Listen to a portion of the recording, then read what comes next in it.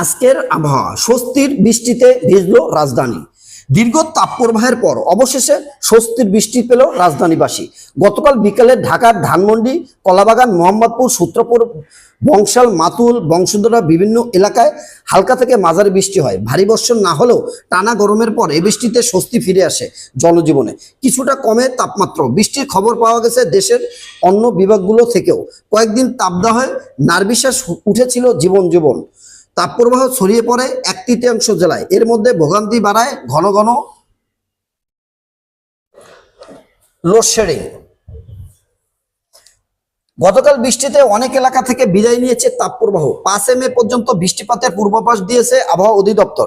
এতে তাপমাত্রা আরো কমবে। গতকাল দিনভর রাজধানীর আকাশে ছিল মেঘের লুকোচুরি। দুপুর 12টার সময় কাঠফোঁটা রোদে পুড়ে নগরবাসী। 2:30টার দিকে মেঘে ঢাকা পড়ে সূর্য।